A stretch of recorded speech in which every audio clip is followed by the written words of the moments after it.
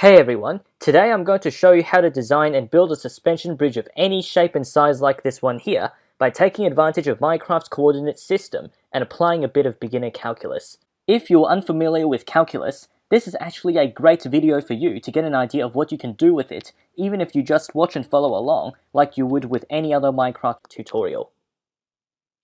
As we're heading into 1.18 with the new amazing terrain generation it offers, as well as showing how you can adapt this design to a huge variety of terrain, across this valley is where I'll be building the bridge. I've already set up a roadway and two towers that I'll be building across, as these are location markers in which I'll explain their importance later in the video. To organize this video, I'm going to break it down into multiple sections as shown here. Number 1. The key pieces of information that you'll need to collect in order to make your own bridge. Number 2. Using those key points that we've marked out to determine the exact shape of our bridge. And number 3, transposing the shape into Minecraft coordinates that we can read off to know exactly where we can place our blocks. Now that we're back at the unfinished bridge, the first thing you probably want to know is the distance of the gap that you want your bridge to, bridge across.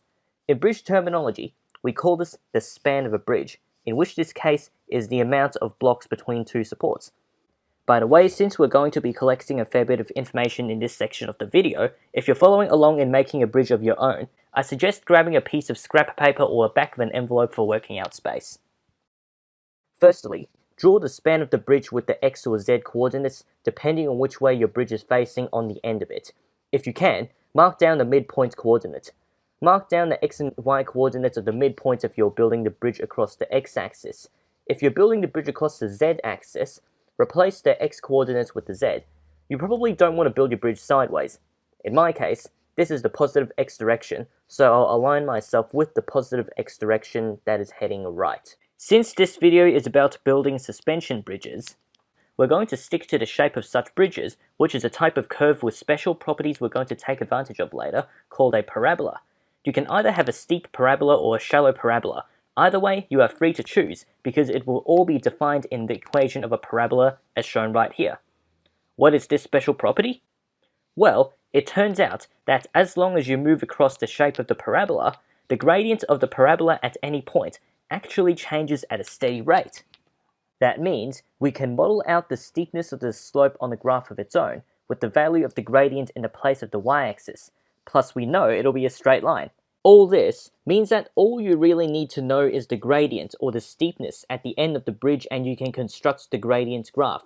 For the bridge I'm designing now, I want the gradient at the ends to be -1 and 1 respectively, so that's what I put down in the place of the y coordinate.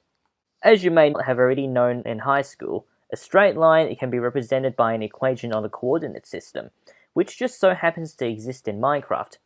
The equation of the gradient graph is then later something we can use to turn into the parabola that will actually tell you where to place the blocks for your bridge. With your gradient point set, you can now start constructing an equation for it. First, draw a line between your two gradient points and find the m part in the formula as shown by plugging in the numbers.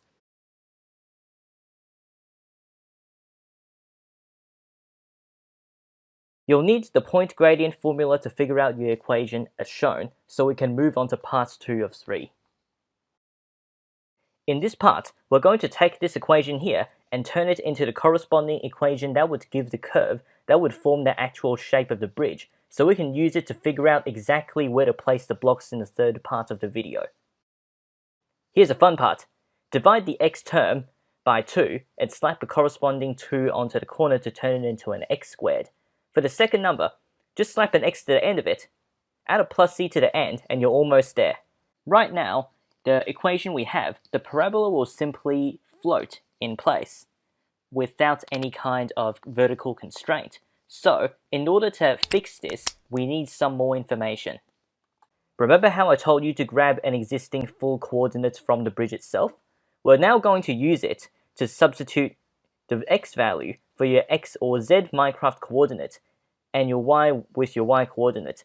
Solve for c, and there you have it. That right there is called finding the primitive or antiderivative in calculus.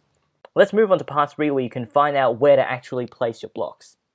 In this part of the video, we're going to plug that equation into Microsoft Excel, which I'm going to run you through step by step. First, Open up Excel and put in column A your lowest horizontal coordinate, whether that be X or Z. Type in your first coordinate and scroll to the next. Press the equal sign and click or type the number above to select it, then put in a +1 and click enter. Grab the bottom right corner and pull down to fill the entire column with numbers until you've reached the coordinate on the other end of the bridge.